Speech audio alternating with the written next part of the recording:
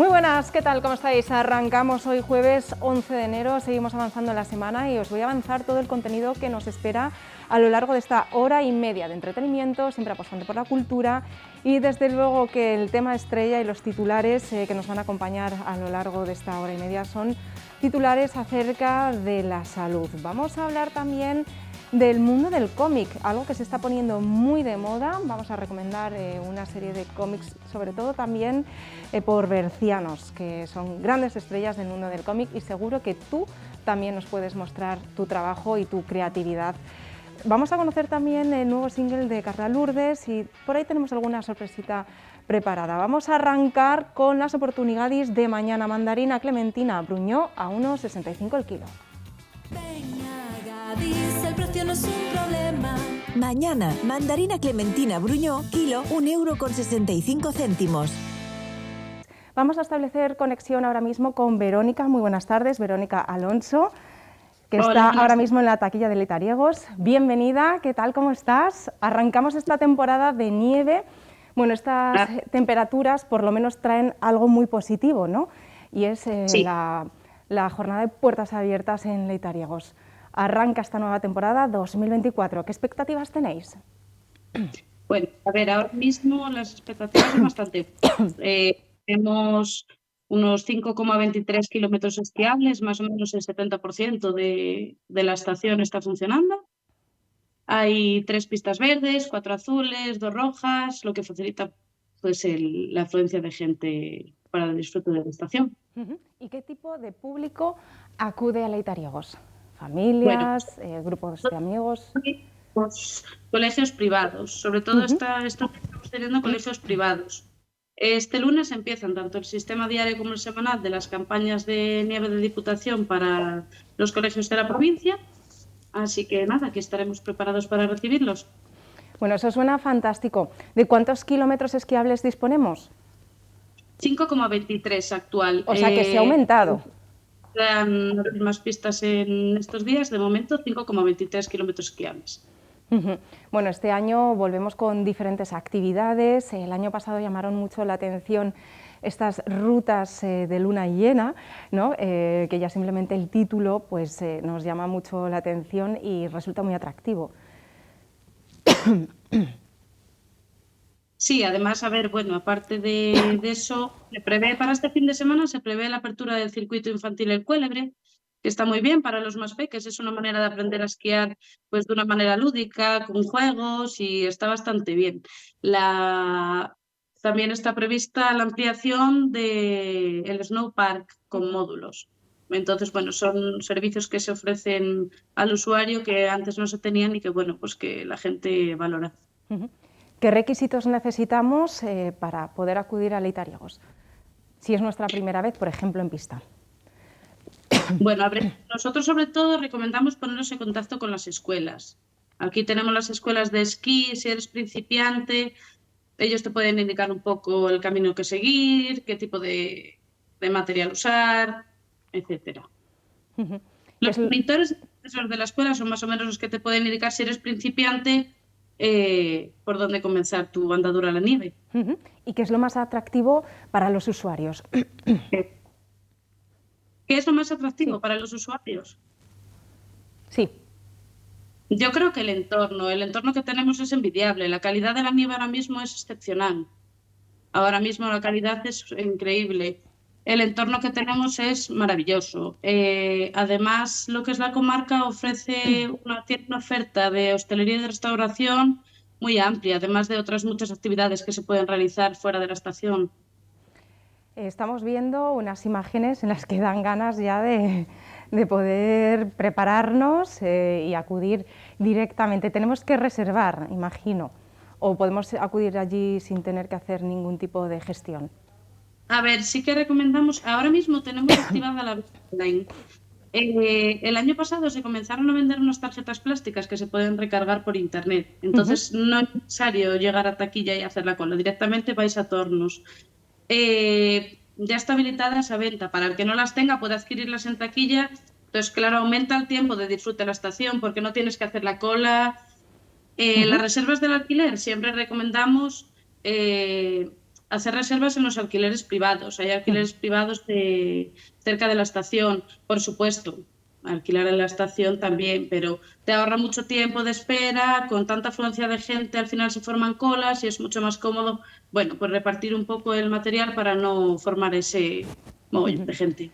Desde luego que sí, bueno, por lo menos nos ahorramos esas colas que en muchos casos incluso hemos podido llegar a esperar una hora de tantísima gente. Hablando de afluencia de gente, aproximadamente, sé que es difícil cuantificarlo, pero el año pasado, más o menos, ¿cuántos visitantes tuvimos y este año qué expectativas tenéis? Pues mira, yo ahora mismo no tengo ese dato, pero vamos, para este fin de semana sí que sé que se prevé una afluencia de gente importante. Además, bueno, ahora mismo hace una temperatura y un solazo increíble, o sea que vamos, si se mantiene así, se prevé bastante afluencia de gente el fin de semana. Actividades más importantes que vais a desarrollar a lo largo de esta temporada, y ojalá que dure mucho esta temporada, ¿no? Sobre todo para los amantes de la nieve. Bueno, ya te digo, se prevé para este fin de semana la apertura del circuito infantil, además esperamos ampliar el Snow Park con módulos. Al final de la temporada sí que seguramente se empezarán con las obras de ampliación. Obras de ampliación de la estación, se modernizarán los remontes, ampliación de las pistas de inhibición con nieve artificial. Bueno, yo creo que tenemos muy buenas noticias, hay que aprovechar ahora mismo esta buena racha de nieve y a disfrutar al máximo. Verónica.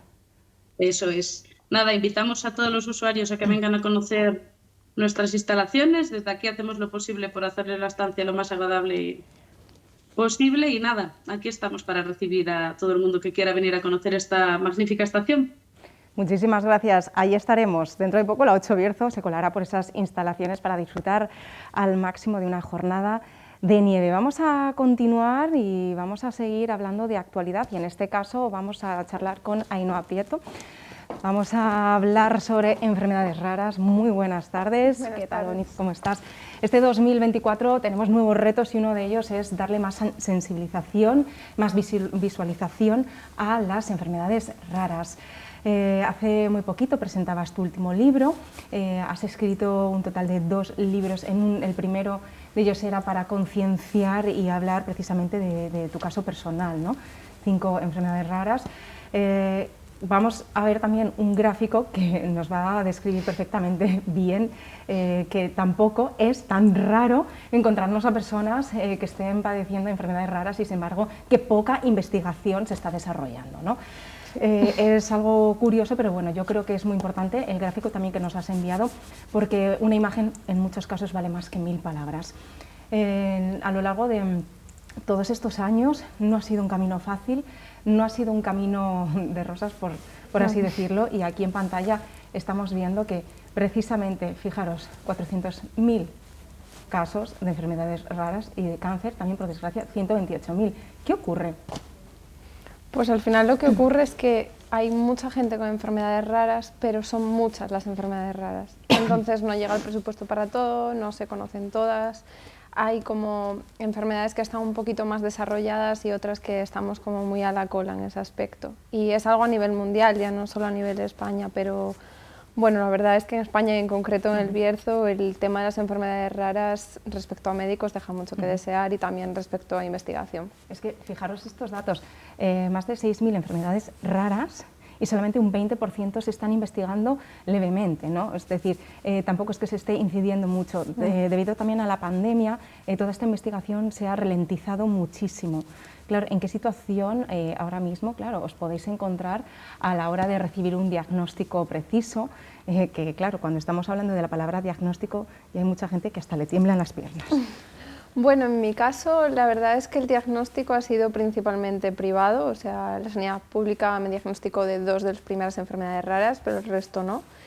Y bueno, ahora me encuentro con que los especialistas de la sanidad pública me derivan a la sanidad privada, vamos, indistintamente, como, bueno, pues yo no puedo hacer nada por ti, tú vete a un médico privado y ya está.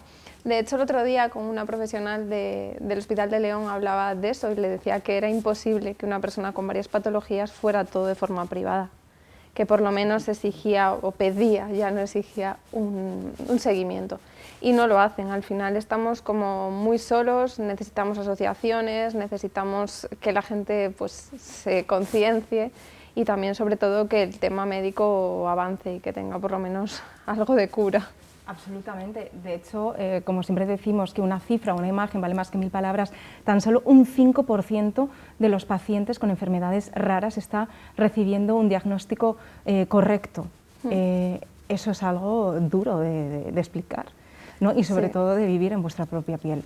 Sí, porque la mayoría de veces no hay tratamientos, no se esfuerzan a lo mejor en intentar un medicamento, una terapia o lo que sea.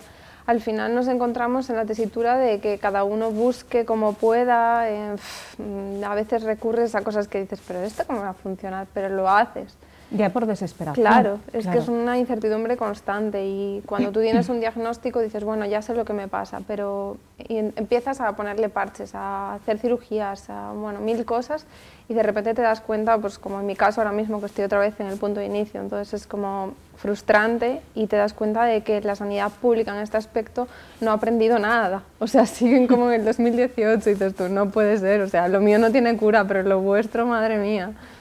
Sí, es una situación desesperante en la que poco en muchos casos se puede hacer, ¿no? Por eso precisamente desde la creación de la asociación a la que perteneces estáis haciendo diferentes vídeos para sensibilizar y hablar de forma no cruda, ¿no? Porque cuando estamos viendo esos vídeos es la pura realidad y es una realidad difícil y complicada para poder sobrellevar el día a día. ¿Qué es lo más difícil para ti en este caso? Lo más difícil es el miedo, la incertidumbre, a no saber qué va a pasar mañana. Y bueno, además con la asociación lo que hemos hecho, somos 12 personas en la junta, 2 de ellas son mamás de pacientes, pero las otras 10 somos pacientes. O sea, no es lo mismo una asociación que la lleva una persona que está sana, que cuando somos personas que hoy estamos un poco menos mal y mañana estamos fatal. Entonces, bueno, nosotras lo que queremos con AESCOP es primero reivindicar los síndromes, conseguir investigación, visibilizar, pero también unirnos un poco a las comorbilidades que tienen, porque hay muchas enfermedades asociadas que, bueno, pues por desgracia no se conocen lo suficiente. Desde luego que sí, además es frustrante, ¿no? Tener que, en muchos casos, tener que hablar de esta situación que estáis viviendo en primera persona y que realmente pues, no haya ningún tipo de diagnóstico para poder sobrellevarla de una forma mucho más óptima. Eso es frustrante, pero también es frustrante tener que estar conviviendo en una sociedad en la que parece que es un estigma social el tener que, por desgracia, estar enfermo, no encontrarse bien, porque en muchas ocasiones seguro que tú has encontrado mucha dificultad, ya no solamente a nivel, por ejemplo, laboral, sino a la hora de rodearte pues, de personas, de relacionarte. Sí, es muy complicado porque también la gente juzga mucho y a lo mejor un día te tomas un café, que no quiere decir que ese café te lo estés tomando estando bien, pero bueno, también te mereces vivir. El otro día hablaba con mi padre de esto y me decía, Ainhoa, es que estar enfermo no es estar muerto, y tienes razón, pero la gente no está preparada para eso y entonces juzgan mucho. Luego los procesos crónicos como, wow, dan vértigo y es como, bueno, pues no sé si voy a estar. Claro, nadie te promete un voy a estar, pero es muy importante al final tener una familia que te apoye, tus amigos, tu pareja, tu entorno más cercano, que realmente sean incondicionales. En ese aspecto me siento afortunada, la verdad. Desde luego que sí, tú te has volcado en este caso también en la escritura, para hablar en primera persona de tu situación, efectivamente en tu primer libro, y después en tu siguiente libro ha sido una forma también de agradecimiento, de dar las gracias a aquellas personas que son tan mágicas como los abuelos, ¿no? En este caso, y a tu gente querida. Sí, al final el primer libro fue también una reconstrucción para mí, porque bueno, sentí que había partes como que había vivido muy rápido y necesitaba como parar y decir, oye, que esto ha pasado, esto lo has vivido, es estar tuyo. sin ser, ¿no? Ya lo dice el propio título. Sí. Y con el segundo, pues bueno, me proponía, aparte de dar como una visión distinta de la vida, que es la que me ha permitido, por supuesto, todo lo que he vivido, las enfermedades y todo, pues me han hecho cambiar mucha perspectiva y valorar cosas que a lo mejor antes las daba por sentadas. Y también pues porque tengo la suerte de tener a 2 de mis abuelos presentes y me apetecía pues hacerles un homenaje estando ellos presentes. Desde luego que eso es muy importante. Siempre decimos contar con una buena red de apoyo y en este caso pues tu familia se ha volcado absolutamente. Vamos a comentar brevemente las enfermedades raras que estás padeciendo y cuántas personas quizás padecen estas enfermedades en toda España. Bueno, yo tengo 5 síndromes compresivos que se llaman Wilkie-Arcuato, congestión pélvica, May-Turner y cascanueces. Aparte tengo una inestabilidad craneocervical y una compresión en la vena yugular. Bueno, aparte de ser celíaca, que lo complica todo, pero bueno, 6 de ellas se consideran enfermedades raras y las otras 2 son enfermedades comunes. Y bueno, en cuanto a la inestabilidad craneocervical y a la compresión de la vena yugular, la verdad es que desconozco cuánta gente hay porque todavía es que no encuentro ni a gente en España con esas patologías. Solo con la inestabilidad seremos a lo mejor ya unas 15 o 20, una cosita así, pero no tenemos estadísticas.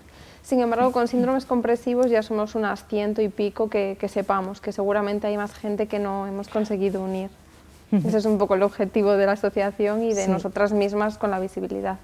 Últimamente estáis muy activas en redes también y, por ejemplo, si hay alguien que nos esté viendo, si hay personas que incluso pues, puedan compartir este vídeo, ¿qué pueden hacer si quieren contactar con vosotros para formar parte de la asociación o colaborar? Bueno, pues en la web de aescope.es, allí pueden encontrar toda la información, tanto para hacerse socio como para hacer alguna donación o incluso hacerse un teaming.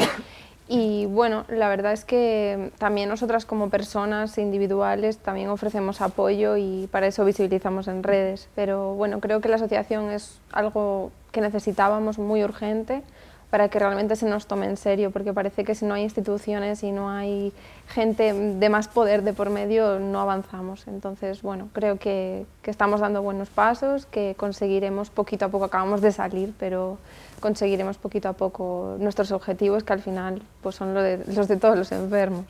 Efectivamente, mejorar vuestra calidad de vida, ¿no? Y también paliar el dolor, porque en muchos casos es muy complicado. Sabes cómo te puedes levantar, que en muchos casos es una incertidumbre, pero nunca sabes cómo vas a acabar el día, ¿no? Exactamente. Y luego que nos encontramos con que tampoco urgencias funcionan como debería, no hay prioridad para las enfermedades raras, da igual el nivel en el que tú llegues, te ponen un Enantium y para casa.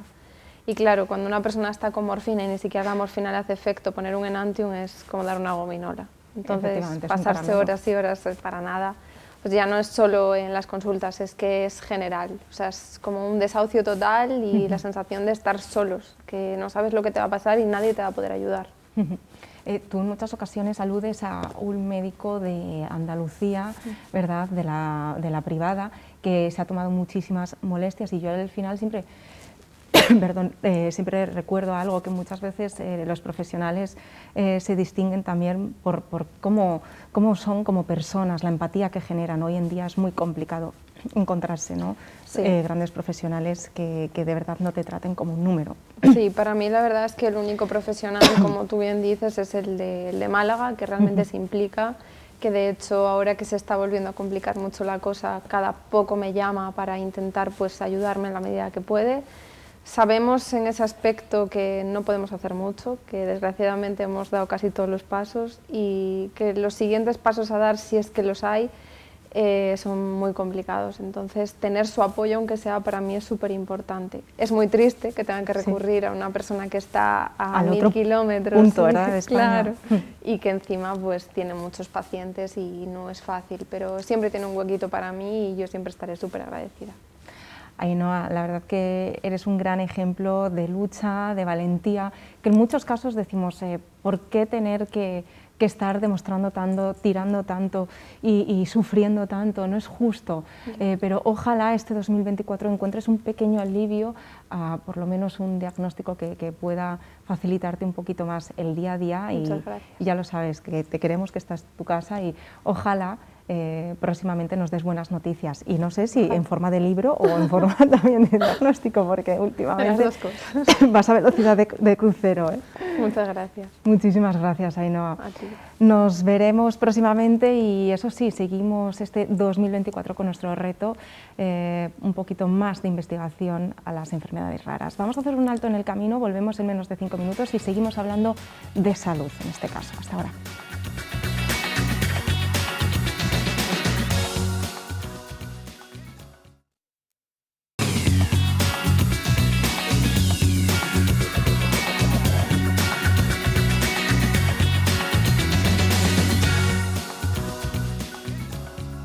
Continuamos hablando del titular del día. La epidemia de la gripe colapsa los centros de salud. Por tanto, vamos a dar una serie de pautas para evitar ese colapso y vamos a establecer conexión con Diana García, médico de familia. Muy buenas tardes, Diana. ¿Qué tal? ¿Cómo estás? ¿Qué tal, María? Buenas tardes, ¿cómo estás? Bueno, aquí pasando, ¿verdad? Como estamos viendo que está la gran mayoría de la gente con virus, gripe, COVID, etcétera. Precisamente por esto es importante mandar este mensaje de sensibilización, de concienciación a la sociedad para no colapsar las urgencias, que es lo que está ocurriendo, ¿no?, ahora mismo. Claro, estamos viviendo ahora una ola epidémica de gripe, como es común en los meses de invierno de antes de la pandemia. Y bueno, pues sí que queríamos aprovechar, claro, pues esta oportunidad para transmitir la idea a la población de que, bueno, de que se haga un uso racional de los recursos, porque claro, esto tiene una trascendencia en los servicios sanitarios, tanto en la atención primaria como en los servicios de urgencias hospitalarios. Efectivamente. De hecho, ¿qué está ocurriendo? Como los servicios tanto de urgencias como de atención primaria están colapsados, se está retrasando también, ¿no?, el atender a otro tipo de enfermos con otras patologías, incluso patologías más graves. Claro, es importante que la gente sepa un poquitín cuándo tiene que acudir al médico de cabecera, al médico de familia del centro de salud o a las urgencias de los hospitales por un cuadro gripal.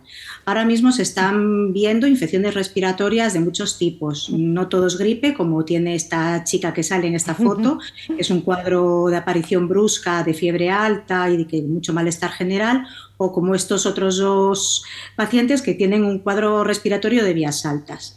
Hay que diferenciarlo porque en la evolución no es la misma ni el riesgo es el mismo. La gripe puede ser una enfermedad grave en personas de riesgo, sobre todo en personas mayores si no están vacunadas, o con pacientes con enfermedades crónicas o inmunosupresiones como el cáncer o por otros tratamientos. Sin embargo, los catarros de vías altas son producidos por otros virus, pueden ser más o menos molestos en forma de rinitis, faringitis, laringitis o hasta los bronquios, bronquitis. Esos son los cuadros de vías altas, lo que excluye las neumonías, y esos, bueno, suelen cursar sin fiebre y es menor el riesgo de complicaciones. Entonces, ¿cuándo tenemos que ir a los centros sanitarios? Pues como aparece aquí en las diapositivas que estáis poniendo, es importante que la gente acuda cuando realmente es necesario y justificado, porque si no, eso va en detrimento de dar una buena atención a los pacientes que lo necesitan y con seguridad. Entonces, ¿cuándo tenemos que acudir al médico de cabecera? Bueno, pues cuando tengamos un cuadro, por ejemplo, de gripe, pero que se acompaña de dolor en el pecho, con fiebre que no remite por encima de 38,5, dificultad respiratoria. En esos cuadros tenemos que ir al médico de cabecera, pero si ya aparte tenemos mucha disnea, empezamos a ver que tenemos cambios en la piel, dificultad para orinar, en esos cuadros ya, claro, a lo mejor ya directamente, si soy un paciente de riesgo, tengo que acudir a los hospitales, a los servicios de urgencias, pero si no, pues tener claro que la gripe es una semana, 8 días, estamos viendo sobre todo una predominancia del virus por A y son cuadros más graves. Entonces, bueno, sí que es verdad que nos encuentra muy mal durante 8 días, pero que el tratamiento de los virus es sintomático y tampoco por acudir a las consultas nos van a hacer mucho más que decirnos eso, que la toma de antitérmicos y medidas de soporte. Efectivamente, y de nada sirven los antibióticos, ¿no? Algo que queremos también recalcar muy importante, los antibióticos no sirven para todo, en este caso en un cuadro gripal un antibiótico es desaconsejable, ¿no? Sí, porque no vamos a cortar la duración del proceso y además, bueno, podemos incluso inmunodeprimir un poco más a la persona. Estos cuadros que estamos viendo ahora son cuadros víricos ante los cuales los antibióticos no son efectivos. Estamos viendo muchísimos casos de pacientes con gripe A, ¿no? Parece que son síntomas mucho más persistentes, no hay que asustarse en este caso, pero sí que duran más y realmente pues, es como si se prolongara un poquito más esa sintomatología en el tiempo. ¿Qué medidas debemos tomar y bueno, pues, qué tipo de cuidados deberíamos tener? Lo fundamental es eso, lo que hablamos, el reposo y la toma de antitérmicos. Y luego es importante que si tú eres una persona joven y no tienes otros factores de riesgo, pues bueno, tener un poco de consideración con la población que sí lo tiene, porque tú te puedes reunir con tu familia, que es lo que ha pasado ahora. Pues ¿por qué pasan estos picos? Pues después de las reuniones familiares, de las navidades y demás. Se nos ha olvidado ya un poquitín todo lo que hemos pasado en la pandemia por SARS-CoV-2, el COVID-19, que era el tema de la distancia social, la higiene de manos, la ventilación y el uso de mascarillas. Ahora, a partir de ayer, ya es obligatorio en los centros sanitarios y sociosanitarios. Eso es importante recalcarlo, porque ahí sí que es más probable que estemos compartiendo un espacio con gente que es de riesgo. Entonces, a lo mejor nosotros vamos por otro motivo, creemos que estamos bien y estamos en ese periodo de incubación de los primeros 3 días en los que no tenemos síntomas, pero ya contagiamos. Entonces, bueno, no nos cuesta nada, que lo hemos hecho 3 años y lo hicimos muy bien, pues ahora que si tenemos que ir a ver a nuestro abuelo a la residencia o tengo que ir al hospital, ponerme la mascarilla y lavarme las manos. Y luego, bueno, pues en casa, que hay gente enferma, ventilar y mantener un poco las distancias sociales. Y luego, bueno, pues evitar visitas cuando no son obligatorias, pues bueno, esperamos a estar bien, ¿vale? Porque algo que a mí me lleva una semana, a lo mejor a otra persona de mi familia le supone una complicación grave, una neumonía, un ingreso, una descompensación de su enfermedad de base y bueno, que podamos evitar, ¿no? Yo creo que está bien hacerlo. Luego la vacunación es fundamental. Este año ha bajado mucho el porcentaje de vacunación. Se estima que vacunando a los grupos en los que está indicada la vacunación de la gripe y del COVID, aún así solo esto englobaría un 30% de la población. Entonces, bueno, en otros países ya la recomendación es general para toda la población. ¿Por qué? Pues porque los servicios sanitarios se tienen mejor estima porque cuestan mucho dinero, ¿no? Entonces, aquí como, bueno, parece que es un poco más accesible, no, bueno, yo nunca la cojo la gripe, bueno, no la coges hasta que la coges y puedes contagiar a otra persona a la que le puede poner muy malito, muy malito. Entonces, bueno, sí que queremos recalcar que todavía estamos a tiempo de vacunarnos. La campaña empezó en octubre, pero va a persistir hasta que termine esta ola epidémica, por lo menos hasta la primavera. Así que, en el momento, la gente acuda a vacunarse de la gripe y del COVID, que yo creo que le va a venir muy bien. Por supuesto que sí, mejor prevenir en estos casos, ¿verdad? Otro de los temas en los que nuestros espectadores nos comentan y nos preguntan, el tema de los test, también pues quizás eso nos evitaría colapsar también el servicio de urgencias, sabiendo que es un COVID o sabiendo que es una gripe A o cualquier otro tipo de proceso, estaríamos un poco más tranquilos.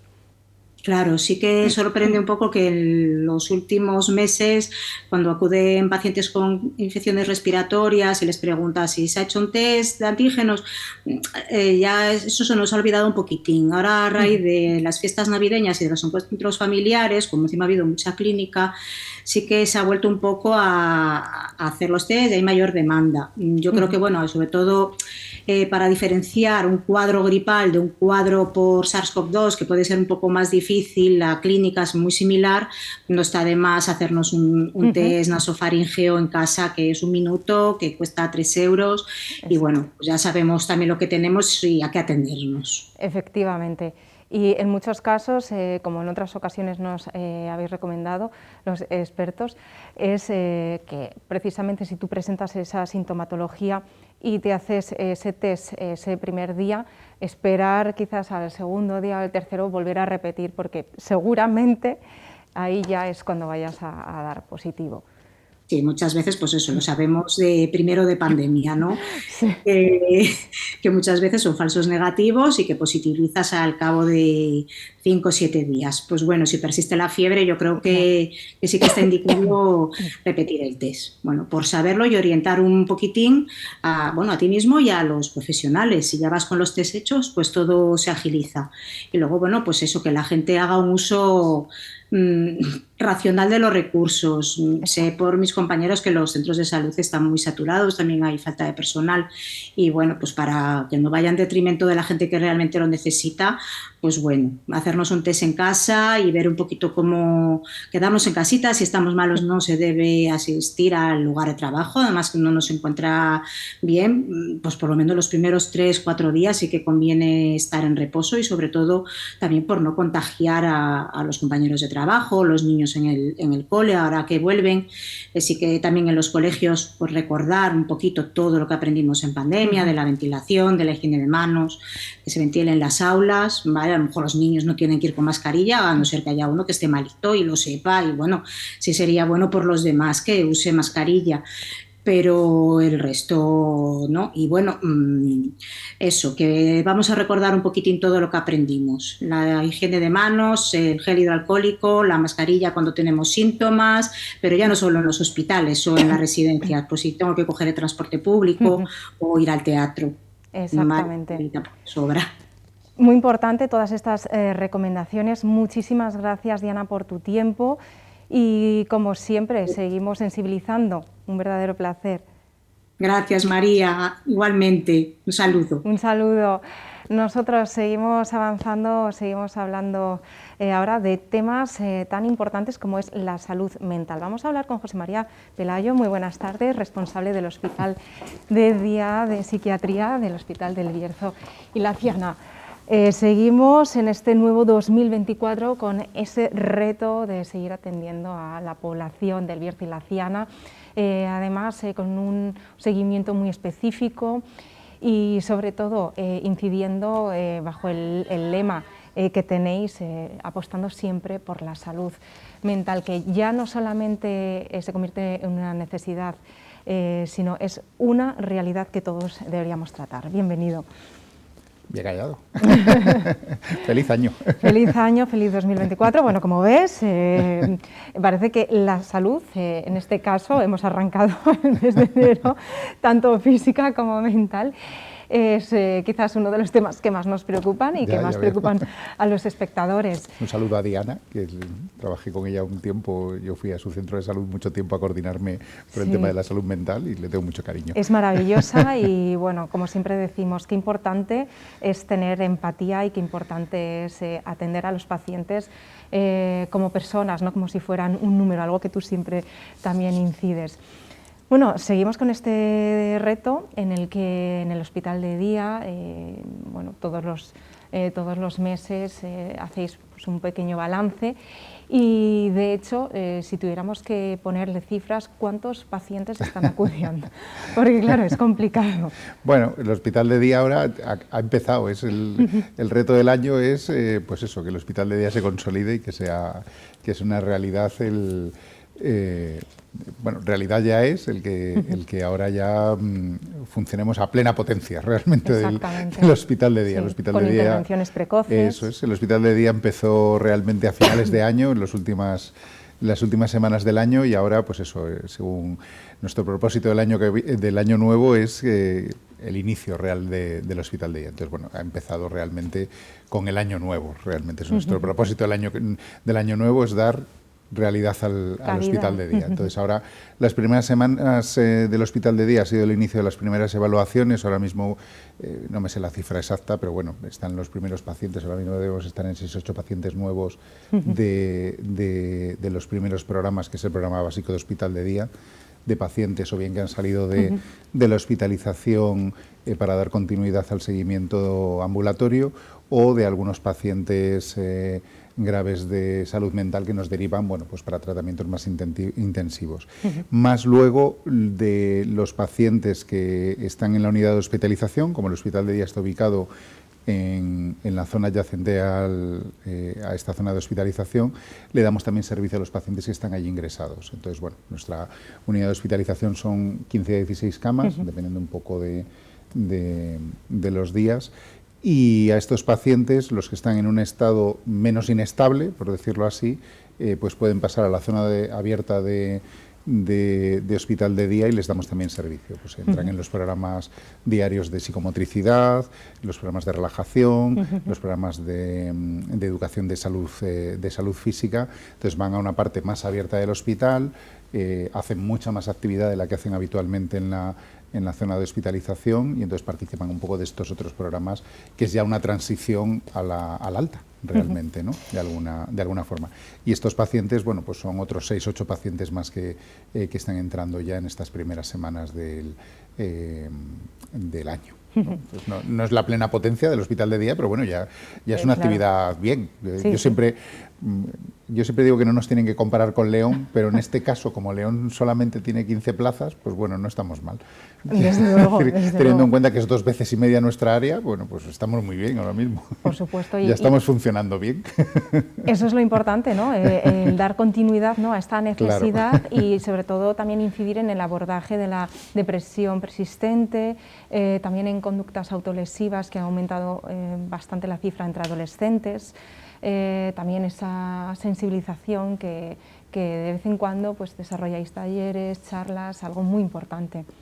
Sí, a ver, la idea un poco, nuestro hospital de día, los hospitales de día en realidad son centros básicos para salud mental, ¿no? Esto siempre, Yolanda, que es la jefa de servicio, siempre dice que este es un programa que, bueno, que llega un poco tarde porque esto se debía al área, ¿no? Es una cosa que los hospitales de día son unidades básicas de las áreas de salud mental, igual que los centros de salud mental, las consultas, o igual que las unidades de hospitalización.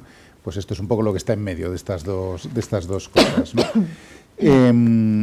Pero bueno, ha llegado, ¿no? Igual que ha llegado, pues en lugar de tener un hospital de día básico que teníamos igual en los años 80 o 90, que lo que daban era simplemente estos servicios de transición entre hospitalización y salud mental, la ventaja que tiene ahora es que podemos diseñar cosas más creativas y más modernas, ¿no? De alguna forma. Lo que hacemos ahora en los hospitales de día es, además de esta transición para pacientes graves, es crear programas intensivos para patologías que necesitan asistencia más especial, más ¿no? Entonces, además de estos pacientes, de estos programas de transición, lo que hacemos también son algunas patologías específicas en las cuales es difícil darle atención en el mogollón, entre comillas, ¿no?, de las consultas de salud mental, ¿no? Para hacernos una idea, salud mental atiende 3.000 consultas nuevas al año y 19.000 revisiones al año. Para hacernos una idea, en un área como esta, que son 130.000 habitantes o menos ahora mismo, ¿no? Impresionante. Entonces son muchas. Eso no te da para hacer una asistencia súper intensiva cuando la patología es grave, ¿no? Bueno, pues hay patologías que a lo mejor merecen una atención más intensiva que simplemente el decirle, bueno, este es su diagnóstico, no se preocupe, con poco se arregla, sino que a lo mejor usted lo que necesita es mucho, ¿no? Exacto. Entonces hay patologías que requieren una atención un poquito más especial. Y algunas de ellas pues pueden ser, pues por ejemplo, pues lo que se llaman las patologías resistentes, las que no...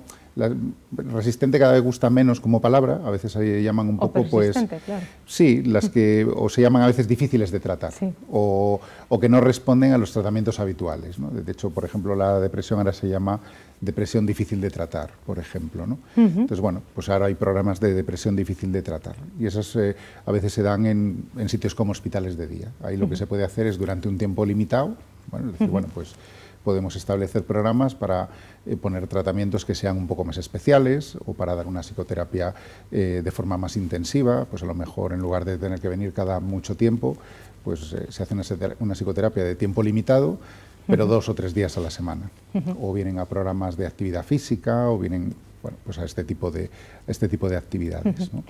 Lo mismo a lo mejor con programas relacionados con la psicosis, ¿no? Pues para detectar personas que tienen determinados síntomas de forma más temprana y actuar también de forma más intensiva para que los resultados sean mejores, ¿vale? Esos todavía no estamos actuando en todos de la misma manera, sí, pero bueno, eso se irá desplegando poco a poco. En la depresión hay alguno que ya se está haciendo, ¿vale? Es decir, que por ejemplo... ¿Y qué resultados está teniendo? Claro, a corto plazo, lógicamente, ahora lo estáis viendo. Por ejemplo, hay cosas que se hacen, sí que hay tratamientos que nosotros sí que los hacemos, que algunos ya los hacíamos en planta, aunque de forma ambulatoria, y esos los hacemos en el hospital de día. Entonces, por ejemplo, hay algún tratamiento que se hace de forma hospitalaria. Por ejemplo, hay medicamentos como la esketamina, que es uno que se conoce bastante. Esos se aplican ahí, ¿vale? Y luego hay algunas cosas que estamos empezando a hacer ahora, pero eso todavía no podemos saber, acabamos de empezar. Necesitamos un par de meses para el primer paciente ver. Efectivamente, necesitáis tiempo, esto es como una carrera a largo Claro. plazo, lógicamente, pero la buena noticia es que estáis trabajando Claro. de lleno en ello, y algo también fundamental es tratar el tema del suicidio, ¿no? Es algo que siempre ha sido como un estigma, ha sido quizás muy polémico, pero en otras ocasiones vosotros habéis incidido que es muy importante también desarrollar campañas de sensibilización. Es algo complicado, ¿no? Pero quizás también es muy necesario, sobre todo para la gente joven, que por desgracia pues, la gran mayoría de las muertes de personas jóvenes se deben al suicidio. Entonces, Claro, a ver, el suicidio lo más importante es, quiero decir, tener en cuenta que hay recursos. Quiero decir que a veces con Claro. el tema del suicidio acaban de salir ahora los datos nacionales. El 19 de diciembre han salido los datos del INE, del Instituto Nacional de Estadística de Mortalidad, que ya son los definitivos del 2022, y han salido el avance del primer semestre del 2023, ¿vale? Que vuelven a mostrar, me parece, es un 5,6% de incremento con respecto al año previo en cifras brutas, y también en incidencia vuelve a ser un pequeño incremento respecto al año previo, ¿no? Entonces, a veces con el tema del suicidio lo que está ocurriendo un poco es que se sigue dando mucho bombo, es decir, con lo cual eso es una parte que es un poco peligrosa en el sentido de que el tema de darle mucho bombo a las cifras del suicidio o a noticias relacionadas un poco con eventos puntuales del suicidio, yo creo que a veces son un poco demasiado contraproducentes, pero hablar del suicidio no es malo, en el sentido de que es muy interesante hablar de los recursos que se tienen contra el suicidio, y eso sí que es interesante, porque a veces también yo creo que somos un poco cainitas, en el sentido de que tendemos mucho a criticar mucho las cosas que no se hacen bien, y es cierto que hay muchas cosas que no se hacen bien, pues es cierto que no hay un plan nacional. Tienes razón, es verdad que Claro. enseguida parece que vamos a... Eso es cierto, y es cierto que no hay un plan nacional contra el suicidio, que es una crítica que hacemos mucho los psiquiatras y tal, pero luego es cierto que recursos hay muchos, es decir, todo el mundo puede llamar al 112 y es atendido, todo el mundo puede llamar a su médico de atención primaria y le va a hacer caso, y ante la mínima lo va a derivar. Es decir, yo no conozco Diana, por ejemplo, que estaba ahí, si tiene cualquier duda, Diana, hemos hablado 1000 veces de esto, y cada vez que íbamos a reuniones a atención primaria de este tema se hablaba mucho. Es decir, cualquier médico de atención primaria va a derivar a un psiquiatra o a un psicólogo ante la mínima duda. Es decir, los médicos de atención primaria detectan muy bien las conductas suicidas. Sí, es decir, y autolíticas. Eso exacto. es. En todas las áreas de salud mental de Castilla y León, en todas las áreas me consta que existen programas de un tipo o de otro en el cual se atiende la conducta suicida. Es decir, en todas las áreas de consultas normalmente. Quiero decir, con lo cual tenemos cosas muy buenas. En prácticamente todas las comunidades autónomas de Castilla y León, y en esta también lo hay planes de atención a la conducta suicida. Es decir, nos pueden gustar más o gustar menos, pero en todas las hay, y hay medidas interesantes. Y eso lo tenemos, es decir, y atendemos a todo el mundo. Es decir, que lo que es cierto es que esa frase que dicen mucho los americanos en su línea de atención suicida, la podemos aplicar aquí perfectamente. La gente no está sola. Es decir, y eso es muy importante. Y luego, encima de eso, cada recurso que hacemos, cada recurso específico, nunca se nos olvida siempre el ponerle una línea de atención al suicidio. Es decir, una línea no telefónica, que también a veces, ¿vale?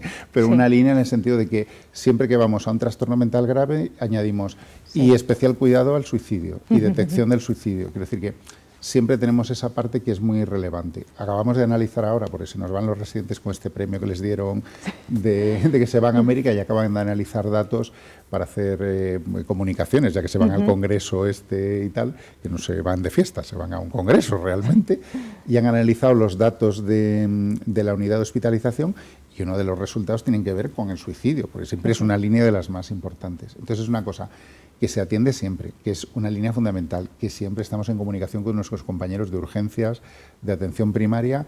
Hay un programa específico hay un programa específico en consultas, y el hospital de día también tiene una parte de atención específica al suicidio, porque es una parte relevante.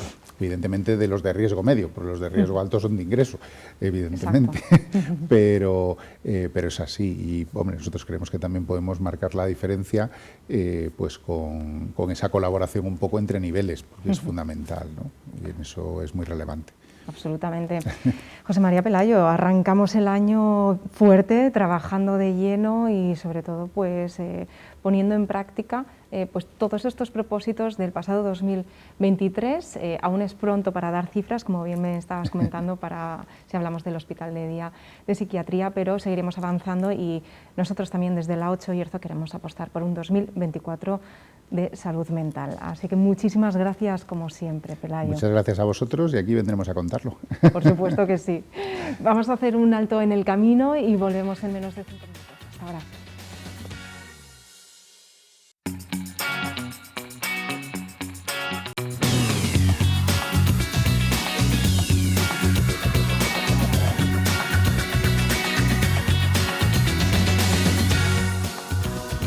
Ya estamos de vuelta y ahora sí continuamos. Vamos a charlar con Alberto Peláez y Donato Peláez. Bienvenidos, padre e hijo y el director de este cortometraje que próximamente la siguiente semana vamos a emitir aquí en la 8 Bierzo. Ya sabéis que muchas veces las historias, la realidad supera la ficción y en este caso es una historia basada en hechos reales. El autobús, ¿a quién no le hubiera encantado disponer de un autobús escolar, como bien podemos decir nosotros, tunearlo y convertirlo en toda una aventura, en lo que ahora mismo podemos llamar un road trip? Alberto, Donato, ¿qué tal estáis? ¿Qué tal? ¿Cómo estás? Bueno, la idea me parece fantástica que hayas podido llevar a cabo este documental, porque bueno, los sueños al final se acaban haciendo realidad. Sí, además lo que dices tú, que la realidad siempre supera la ficción, siempre, pero con creces, ¿sabes? Sí.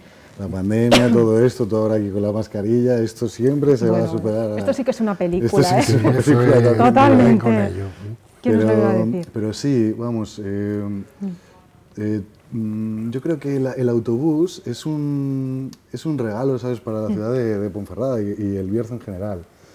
Y la idea empezó en el 2017, más o menos, que tuve una conversación contigo, papá. Sí. Y la grabamos así, pues eso, con una grabadora. Y en plan, bueno, venga, vamos a acordarnos un poquitín de lo que era el autobús. Y ahí empezó todo más o menos claro, a fluir, ¿no? A fluir, a ver cómo podíamos encajar, hacer la historia y tal. Y a raíz de esas conversaciones con él, pues bueno, hicimos un guión y tal. Y al final, pues bueno, lo sacamos para adelante. Pues, pero bueno. Qué maravilla. Bueno, Donato, tú un visionario, ¿no? No, que va, no, bueno, un visionario. De aquella era más fácil, quiero decir, de aquella era más fácil hacer esto. Más fácil liarla. O liarla, claro, también es cierto. Ahora es imposible, ahora montas un autobús de este tipo y de entrada no puedes entrar en ninguna ciudad porque, claro, echa humo, no sé qué y tal. Claro, no puede entrar prácticamente una autocaravana, cuanto menos un autobús. Entonces, claro, ten en cuenta que nosotros en aquellos años entrábamos en Sevilla al centro, entrábamos en Barcelona al centro, en Lisboa, en Oporto, en cualquier sitio. Sí. Vemos esos sitios ahora a través de internet, claro, son todos peatonales. Ya no se podría ni, vamos, claro, nada, no. Es que ahora mi padre además ahora ya viaja a través de internet, es lo curioso. Sí, claro. Porque él siempre ha tenido esta vena de viajar y tal, pero ahora está, claro, es más difícil quizás, somos mayores, el grupo de amigos igual está más desfragmentado, hay algún ¿Cuántos amigos se juntaron? Éramos 4. ¿Cuatro con...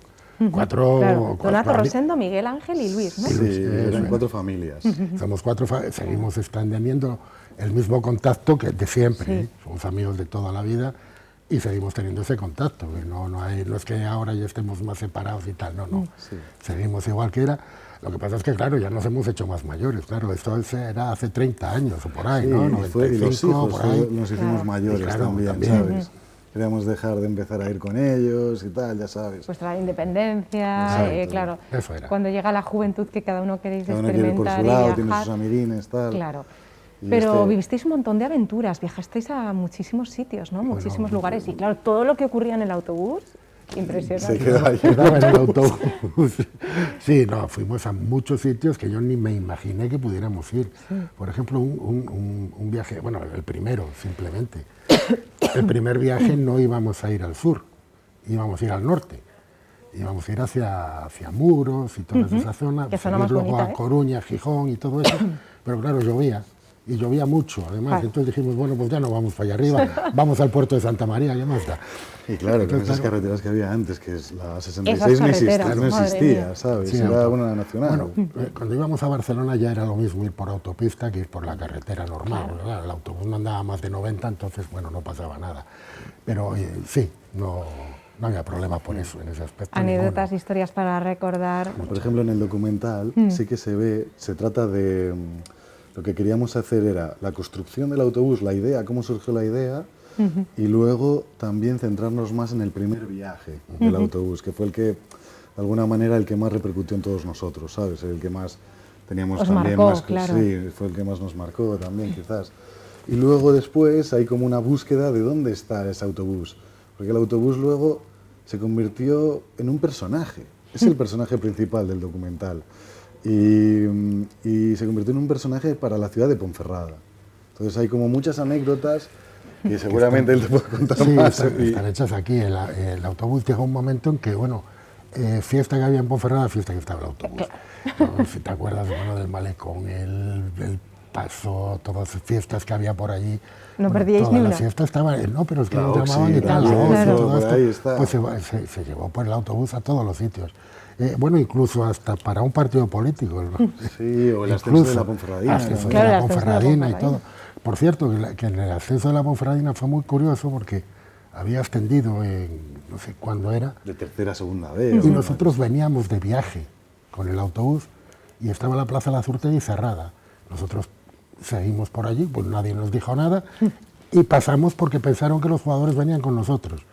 Entonces, bueno, todo el mundo esperando que vinieran los jugadores. Luego otro año sí vinieron los jugadores con nosotros, pero aquel año no, aquella vez no. Pero bueno, pasamos igual. Era otro mundo, era otra cosa, de que ver sé, las ahora, cosas. Claro, y nos vamos a encontrar muchas sorpresas. No queremos revelar mucho porque lo queremos emitir la próxima semana, pero... Es guay, muchísimas gracias además por haber querido emitirlo y todo. Sí, es genial, claro. Yo creo que es importante, ¿no? Porque es parte también de la historia de aquí del Bierzo y mucha gente seguro que va a recordar con cariño muchas anécdotas. Sí, esa época también... Sí. Yo creo que es esa época antes de que pasara, siempre lo digo. Yo creo que antes lo teníamos todo, Sí, yo creo que sí. Y lo hemos vivido más sanamente, es como de otra forma. Antes del 11S, ¿sabes? De todas estas restricciones, de todo, a la hora de viajar. Y es verdad que todo esto cambió mucho la historia, ¿sabes? De cómo, yo qué sé, me acuerdo antes, no digo que esté bien o mal, ¿sabes? Pero íbamos al campo y hacíamos una hoguera. Claro, ¿sabes? Sí, y de forma responsable. Porque claro, pero éramos responsables de eso, ¿no? Bueno, tú responsable no eras mucho. No, a ver, tampoco éramos... Bueno, tú llámalo disfruto, pero responsable nunca armamos ninguna barrila rara ni nada de eso. No, es cierto, ¿sabes? Era como... de alguna manera hacías la hoguera y también limpiabas el monte, ¿sabes? Claro. Es decir, que nosotros íbamos de acampada. Íbamos a recorrer el Bierzo, que conocimos el Bierzo entero, antes de todo esto del autobús, conocíamos el Bierzo entero porque íbamos de acampada todos los fines de semana. Y no pasaba nada, podías acampar en cualquier sitio. Ahora ya nada, ya no puedes acampar en ningún lado, nada. Y claro, el primer viaje en realidad que hizo el autobús fue ir a Irún, a pasar la ITV. Sí, bueno. Qué bueno. A Bilbao. A Bilbao, por ahí, sí, ya no me acuerdo. Y entonces, claro, ese viaje, el autobús ya empezó a arder, ¿sabes? O sea, iban a meternos ahí a 4 familias con niños, ¿sabes? Bueno, eso nunca ya... tuviste, nunca tuviste ningún problema, no, nunca. Bueno, nos quedamos... Era como Auschwitz, las literas. Bueno, cada uno tenía la suya, no había problema. Bueno, pero eso también es lo bonito, ¿no? Sí, y que yo me imagino, bueno, que esto también es como cuando nos contaban nuestros padres, pues antes íbamos 8, 9 en un coche y veías el tamaño del coche y decías, madre mía. Sí, bueno, pues nosotros teníamos, el autobús era de 64 plazas. Era un señor autobús. Grande. De las 64 plazas dejamos única y exclusivamente 8, más el conductor. Y un asientín que había por delante, que no sé, que nunca desapareció pronto y nunca más supimos de él. No sé qué pasó con aquel asientín. Pero vamos, ¿y por qué cuando se sacaban los permisos y todo esto nos lo daban para 9 plazas? Si no, en teoría todos teníamos que sacar, queríamos sacar el carnet de conducir todos. No sacamos ninguno, solo lo tenía Luis. Nada más, es el único. Y entonces, bueno, claro, y en el autobús íbamos 15 éramos. Entonces, claro. Sí, fueron tiempos gloriosos, yo creo. sí, la verdad. y muy divertidos muchas Pero veces. eso era guay, o sea, que por lo menos acordarnos. Claro, Yo al principio rememorarlo. pensaba que iba a ser como un vídeo de boda. En plan, no sé si me explico. Sí. En un vídeo de boda es guapísimo, ¿sabes? Lo pueden hacer súper chulo, pero normalmente es para la familia o para los allegados más cercanos. No va a trascender a algo más allá, ¿sabes? Pero el autobús luego se ha presentado a festivales por ahí de todo el mundo y ha funcionado, ha ganado muchísimos premios. Y luego también que lo queréis poner vosotros también. Pensaba que iba a ser algo así más en para petit nosotros, comité, más ¿sabes? para la familia. Sí, Pues esto lo tiene que conocer todo el mundo. Está guay, sí. Porque sí. al final también es una pequeña parte de la historia de muchos bercianos. Sí, Y es así, la historia hay que conocerla y disfrutarla, por lo menos Eso sí. en el recuerdo. Decía una psicóloga, Marian Rojas, que muchas veces los momentos recordados también nos transmiten esos instantes de felicidad como si fueran totalmente vívidos, ¿no? Entonces también nos reporta un poquito en estos tiempos tan convulsos mucho bienestar, ¿no? Y mucha serotonina. Así que hay... Es como, sí, es algo fresco, ¿sabes? Sí, que te puede gustar, pero bueno. Pues Ahí chicos, está. lo emitiremos la próxima semana, avisaremos el día que lo vamos a emitir, posiblemente el jueves. Y desde aquí os agradecemos que estéis para contarnos que precisamente la realidad supera la, Sí, la ficción con sí, sí, creces. Y como no queremos destripar más, una vez que emitamos este documental, estáis bienvenidos cuando queráis a seguir comentando y bueno, a seguir rememorando anécdotas. Muchas gracias. Muchísimas Un placer. gracias, de verdad, muchas gracias. Bueno, y ahora sí que es el momento de escuchar un pequeño minutito del nuevo single de Carla Lourdes, porque mañana vamos a tener la suerte de poder charlar con ella. Un pequeño aderezo, vamos allá.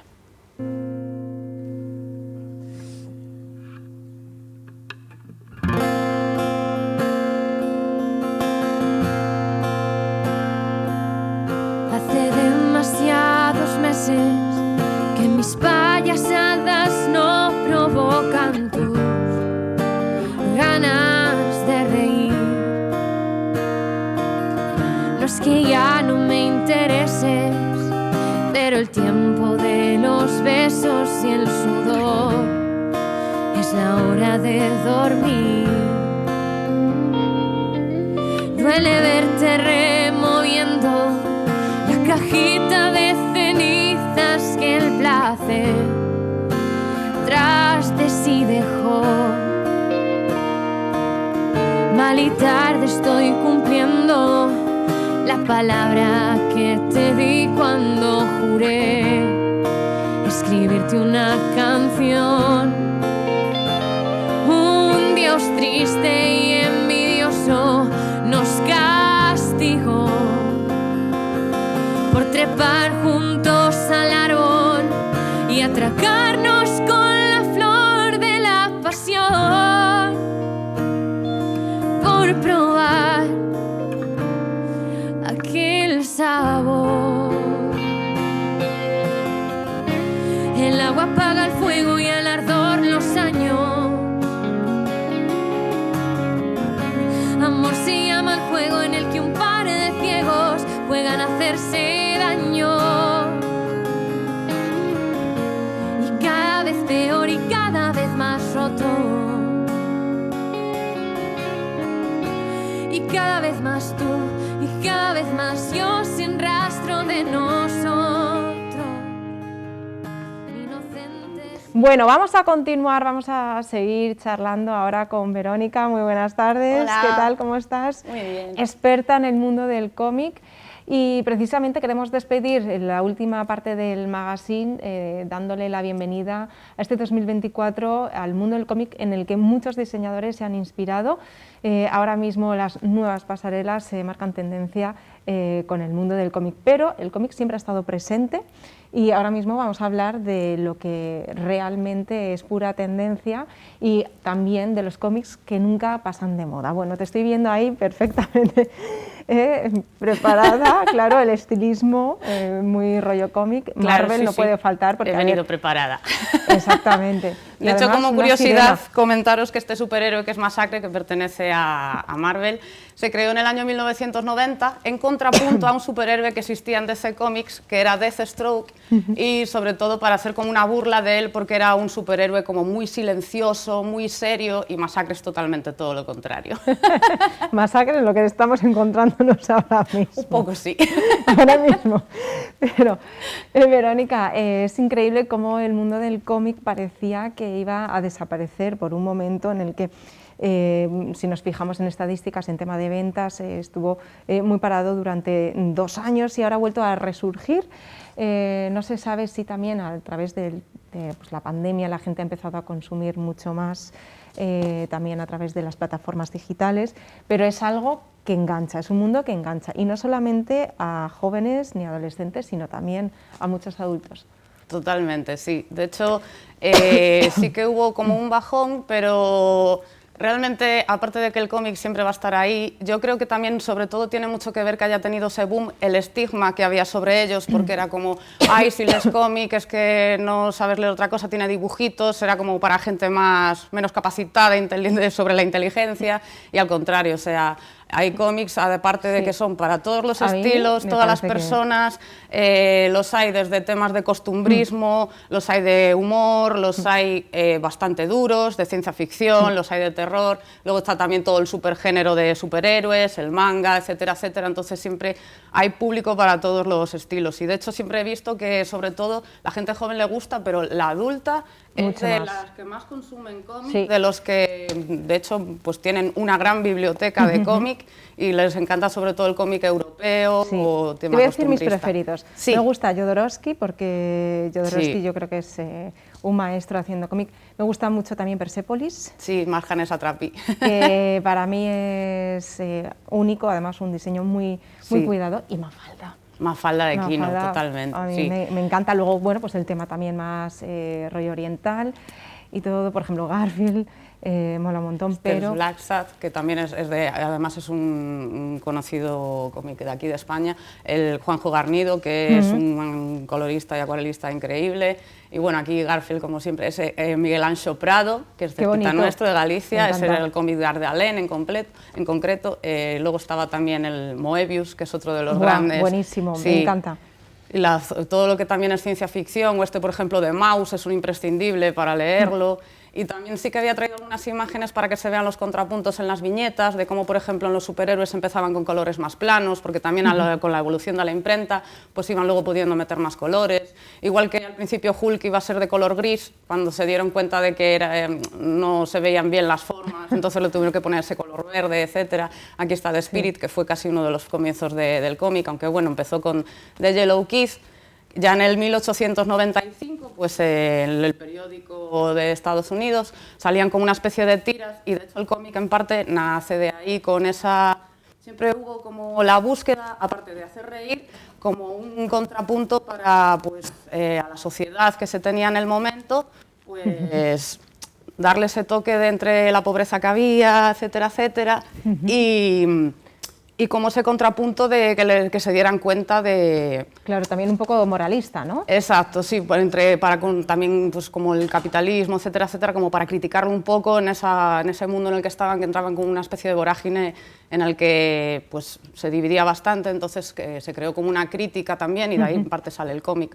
Aunque bueno, los primeros historiadores dicen que el cómic ya en el siglo XV, con Belislav, fue como el creador, porque se hicieron como unas 727 ilustraciones, que en parte el cómic sale de ahí, de la ilustración, luego se llevó eso al periódico, y luego cuando empezaron a recopilarlo, en los periódicos sí que ahí fue donde salió The Comic Book, para diferenciarlo de las historietas, de ahí sale la palabra cómic, además, y de hecho también es cómic porque en principio todos los personajes eran cómicos, entonces pues para diferenciarlo de tal... Y luego, pues eso, a lo largo del tiempo empezaron a salir más temáticas, otros puntos de vista de cómo crear las viñetas, porque las hay desde lo más sencillas, como son Garfield, pero que son muy, muy simpáticas y te enganchan a la primera. Luego hay también una serie de viñetas que son también mucho más complicadas de leer, igual para un público más joven les es complicado seguirlo. Y claro, eso es en parte el éxito que tienen muchas de las obras. El cómo ya no es cómo lo cuentes, sino la historia, que tenga una buena historia y sobre todo eso, el contarla de una forma que a ti te llame, que te vayan los ojos directos, porque para mí cada viñeta en parte es como si fuera un mini cuadro, ¿sabes? En el que estás contando muchísimas cosas. Las hay que son más simples, pero hay otros que puedes pasarte igual sin exagerarte 15-20 minutos mirando una viñeta porque no paras de ver cosas dentro que te llaman y te llevan a la historia. Efectivamente, y más tú, que también en este caso eres ilustradora de cómics, ofreces talleres de cómic también dentro del Consejo de Juventud de Ponferrada, y es algo que cada vez llama más la atención a los jóvenes y es una forma también diferente de expresarse, también lo utilizaban como denuncia social. Exacto. Y en otras ocasiones pues también se han desarrollado pues diferentes tiras cómicas, apostando también por el humor, que es algo que no puede faltar y que es muy necesario, ¿no? Sobre todo en los momentos en los que precisamente nos encontramos. Totalmente, sí, el humor siempre, ese género siempre va a estar entre nosotros, porque es que es totalmente necesario, es como el respirar casi, es lo que nos da también esa vía de escape, que es lo bueno del cómic, que te lleva a otros mundos también, dentro de la novela gráfica, en el que puedes, pues eso, hay historias de la guerra, Tintín, exacto, es que quién no conoce Tintín, yo creo, Asterix y Obelix, Ibáñez, ¿sabes?, con toda la cantidad de personajes que crearon, aquí en Toral de los Vados, que tenemos a Han con Super López, que es famoso en el mundo entero.